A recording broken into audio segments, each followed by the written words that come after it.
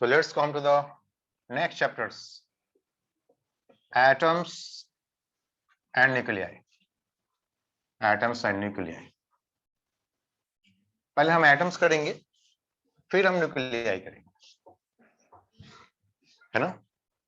First of all atoms, then हम nuclei की बात करेंगे.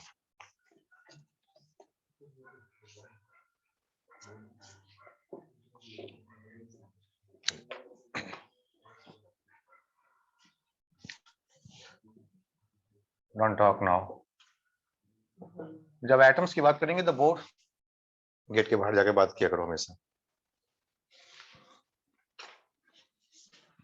Bohr's atomic law.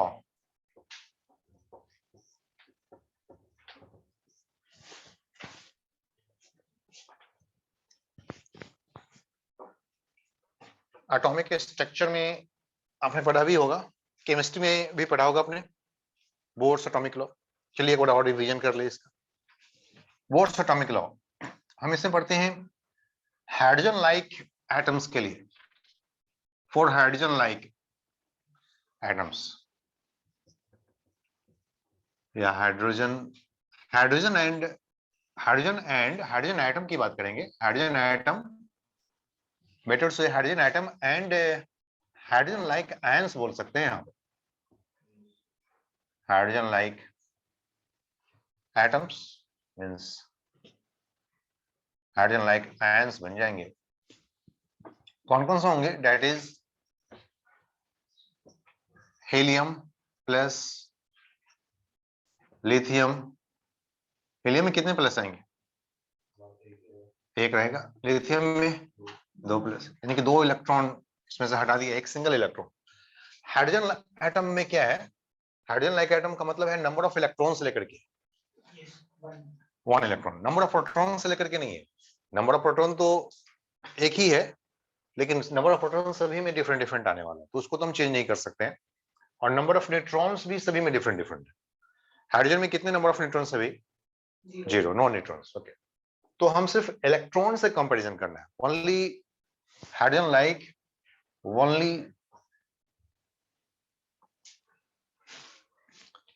only for number of electrons, only for number of electrons.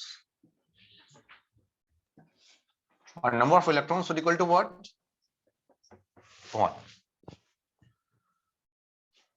तो सबको पता ही है कि न्यूक्लियस होते हैं. अब चाहे हम हाइड्रोजन ले या हीलियम प्लस लें या लिथियम प्लस प्लस लें, सबकी एक अपनी एटॉमिक नंबर है. चलो सबके एटॉमिक नंबर को हम बोल लेते हैं Z है, और इसमें कितने नंबर ऑफ प्रोटॉन है तो इसी Z से इंडिकेट हो जाएगा. Z is the number of protons. Yes. Atomic number.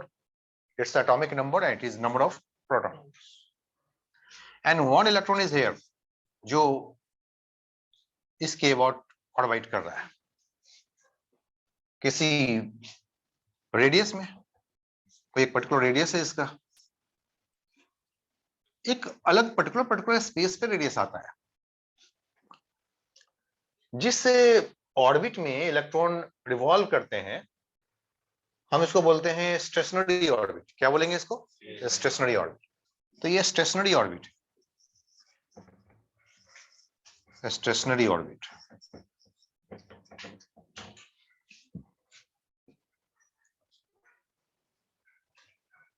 ऐसा नहीं कि ये इलेक्ट्रॉन किसी और ऑर्बिट में नहीं जा सकता.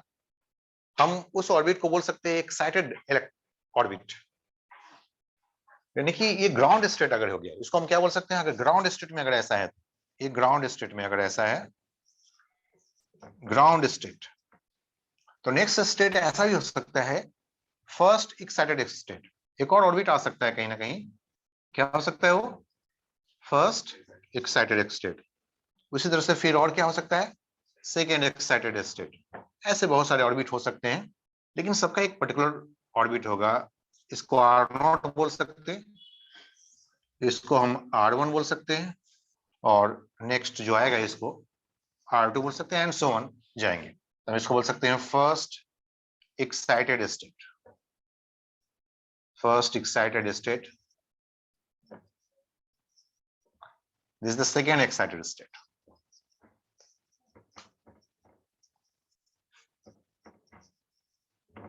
क्लियर है? तो चाहे किसी भी ऑर्बिट में हो, हमें इनके बारे में क्या जानना है भाई, इस इलेक्ट्रॉन का क्या समझना है?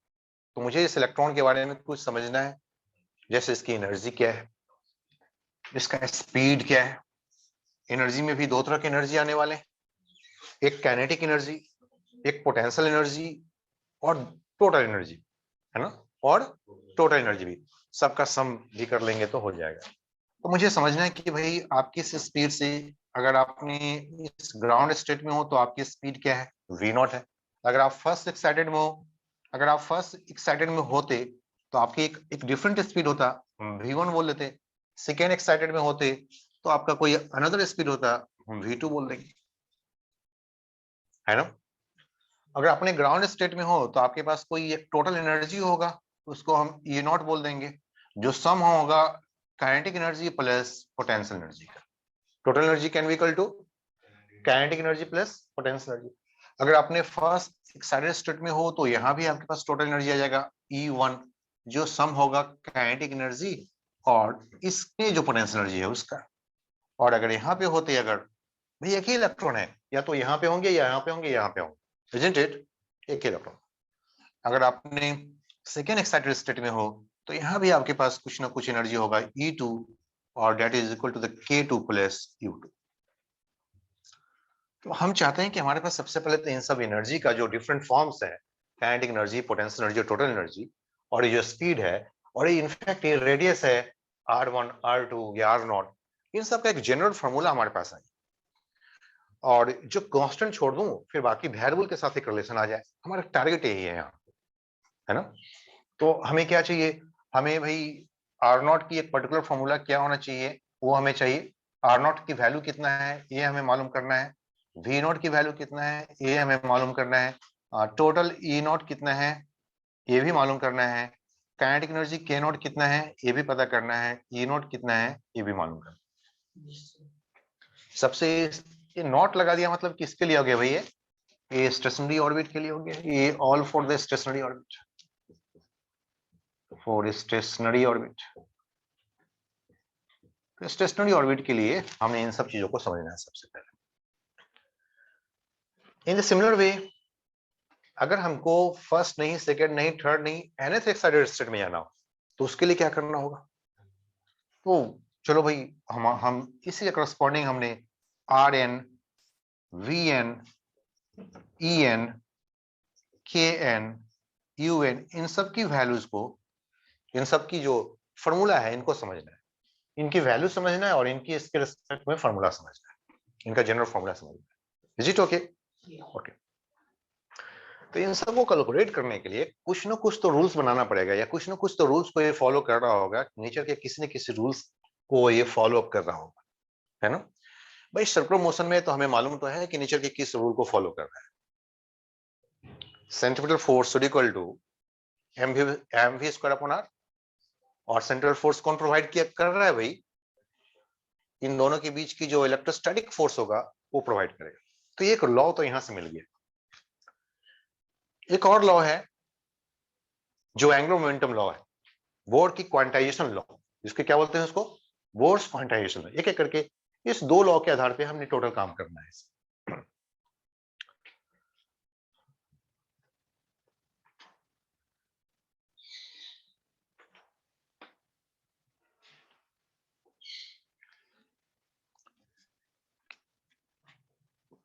Is it okay?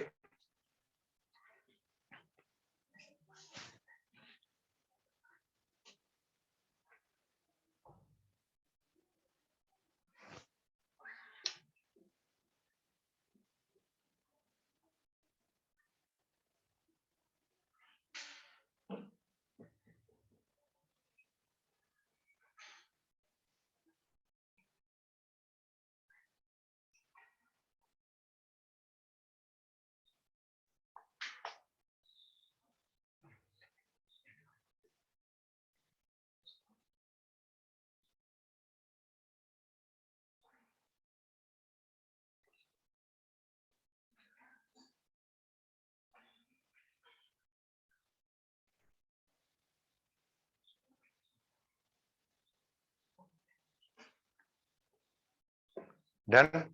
नोट करें भाई एवरीबॉडी।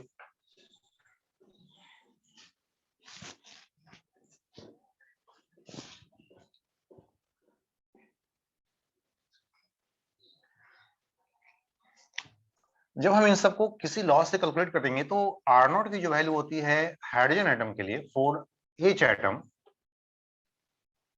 ये आप याद रख सकते हो कुछ कुछ। आर नॉट की वैल्यू होते हैं 53, क्या होता है, picometre, PM. It is the 53 picometre. 53 picometre को आप क्या बोल सकते हो भाई, 0.053 नैनोमीटर में भी कन्वर्ट कर सकते हो। जो वी नोट की जो वैल्यू होती है वो होते हैं 2.2 मीटर पर सेकेंड। जो ई नोट की जो वैल्यू होती है, ई नोट क्या भाई, टोटल एनर्जी। ये क्या भाई, टोटल एनर्जी। टोटल होता है -13.6। काइनेटिक एनर्जी क्या होता है, ये होता है प्लस में 13.6 इलेक्ट्रॉन वोल्ट। और जो पोटेंशियल एनर्जी होता है वो होते हैं double of the kinetic energy, negative में twice of the kinetic energy K naught. इसकी वैल्यू हो जाएगा 26, कितना हो जाएगा 27 पॉइंट -27.2 इलेक्ट्रॉन। कैसे आगे हमें समझना है इन सब चीजों को, और इसके आधार पे इनकी जो वैल्यूज है, इनका जो प्रॉपर फॉर्मूला है, ये भी समझना है। तो पहले लॉस देखते हैं इनको लाने के लिए। ये पहले एक इंफॉर्मेशन है और जो आपके माइंड में रहना चाहिए आपके माइंड। काइनेटिक एनर्जी कितना है भाई, प्लस में होता है। Kinetic energy always positive, and potential energy bond system का हमेशा नेगेटिव होता है, जो twice of the kinetic energy हो, जो 27.2 इलेक्ट्रॉन वोल्ट हो जाएगा। और जो टोटल एनर्जी होता है वो minus negative of the kinetic energy की वैल्यू होता है, क्योंकि इनको सम करोगे तो ये आएगा ना, -2 के नॉट प्लस के नॉट इक्वल टू माइनस के नॉट, है ना। तो ये वैल्यूज चूंकि सिंपल वैल्यू है, आप इसको याद रख सकते हो, 2.2 ही होता है। 2.2 10⁶ मीटर पर सेकेंड है, और ये 53 मीटर होते हैं, 10⁻12।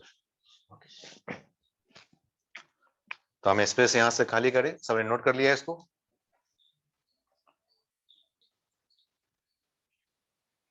सर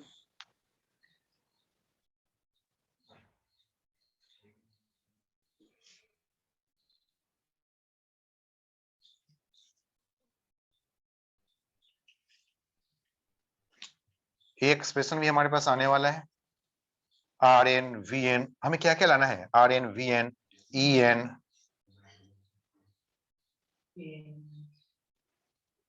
उसके बाद हमने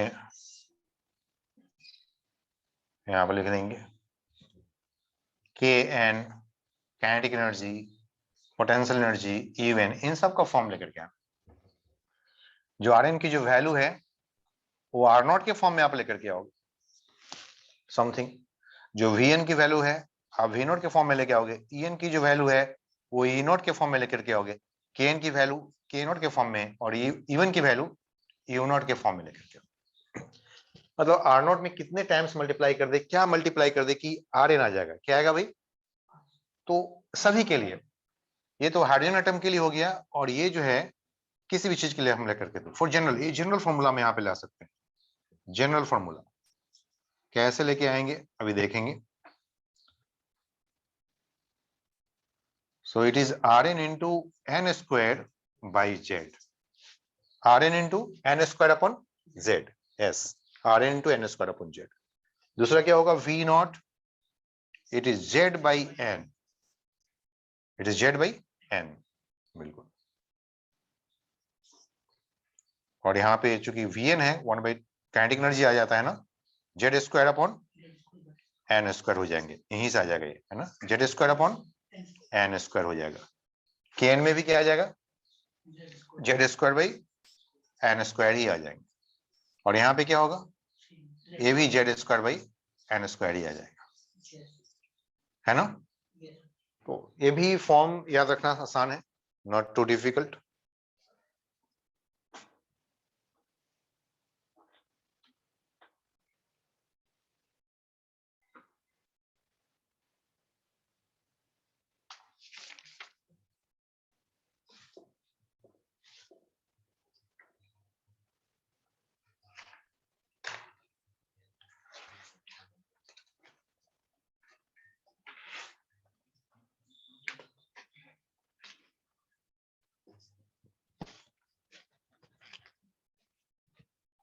जनरल फॉर्मूला है, ये आपको माइंड में रखना है।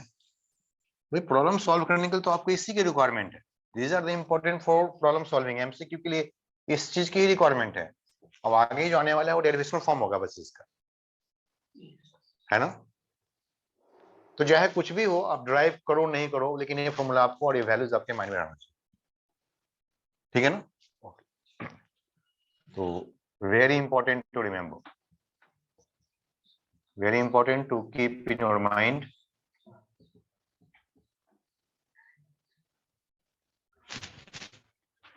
En, Kn, Un इन सबका तो सेम फॉर्म में आपको आ जा रहा है ना। और Vn भी आप बोलोगे तो इसी फॉर्म में है, क्योंकि 1/2 mv स्क्वायर होता है, तो z square by n square ही आ जाते हैं।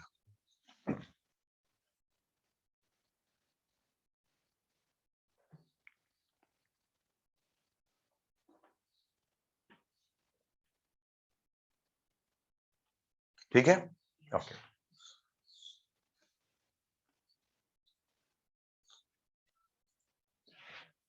Okay,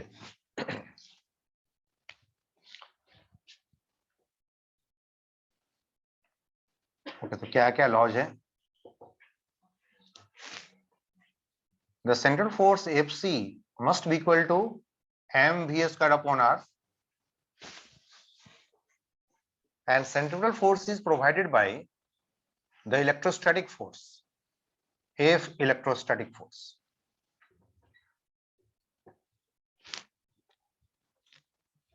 Between nucleus and electron, nucleus and electron के बीच में जो फोर्स है वही प्रोवाइड करने वाले हैं। इधर m is the mass of the electron, m किसका भाई, मास of electron, v is the speed of the electron, r is the radius. What is the electrostatic force, 1/4 pi epsilon not, और laws number 1 देख रहे हैं,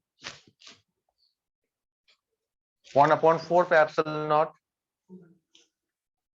charge of the nucleus, मतलब Z ई positive बोलना पड़ेगा इसको, तो ई तो लिखना पड़ेगा यहाँ पे पूरा एस, जेड ई, ये पॉजिटिव चार्ज है ये, प्लस चूंकि अट्रैक्टिव फोर्स है तो एक तो हो गया जेड ई, दूसरा तो नेगेटिव चार्ज आएगा, लेकिन हमें तो बस ई से ही मतलब है ना, तो एक इलेक्ट्रॉन का चार्ज हो गया and divide by R square, this is attractive force and that must be equal to mass of the electron, ये जस्ट एक नेगेटिव इलेक्ट्रॉन है, M E mass of electron into v square upon r. r is the radius, चाहे जिस भी radius में होगा उसके अकॉर्डिंगली हम फाइंड आउट कर लेंगे। दिस इज नंबर 1 इलेक्ट्रॉन और नंबर 1 इक्वेशन। एक इक्वेशन हम यहां से लेकर के आएंगे। अनदर लॉ, लॉ नंबर 2, इसको बोलते हैं Bohr's quantization, Bohr's quantization rule.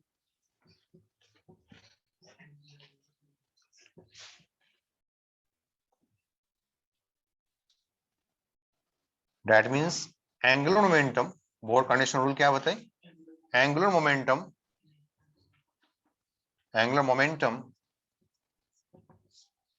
of an electron aboard the nucleus, क्योंकि angular momentum है ना तो एक्सिस डिफाइन करना पड़ता है आपको, किसके about angular momentum, aboard the nucleus, aboard the nucleus is integral multiple of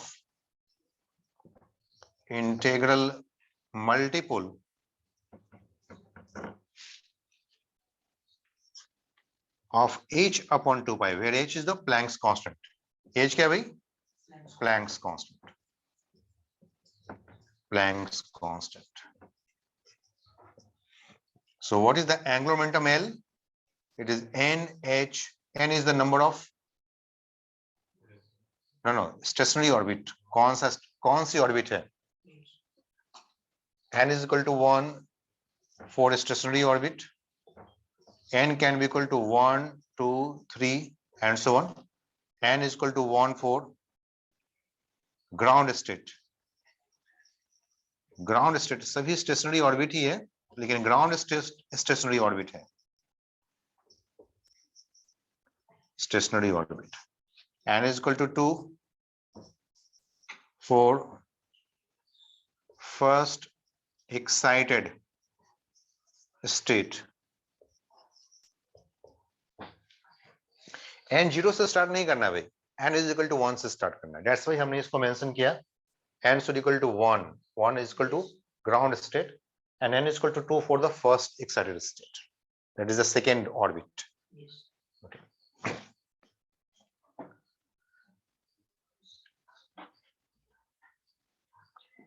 And this angular momentum can also be written in terms of linear momentum, and that is equal to the mass of the electron, speed of the electron जिस भी orbit में रहेगा, और into r of the electron, जो भी है जिस भी ऑर्बिट में है, mvr should equal to nh upon 2 pi. तो बस इसी दोनों इक्वेशंस को यूज करना है हमें, नंबर 2 इक्वेशंस और नंबर 1 इक्वेशन. तो हमें टोटल वैल्यू यहाँ से स्पीड v की वैल्यू आ जाएंगे, और v की वैल्यू आ जाएगा तो फिर काइनेटिक एनर्जी, पोटेंशियल एनर्जी सब कुछ आएगा. Yes.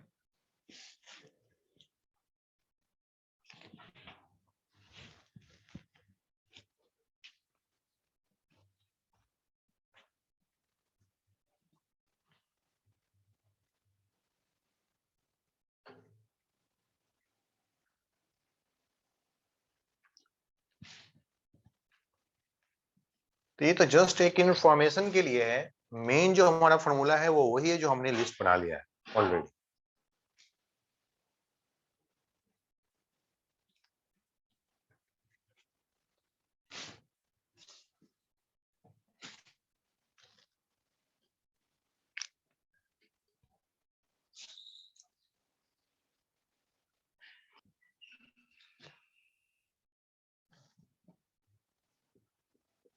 So hence use equation 1 and equation 2 only to get the expression of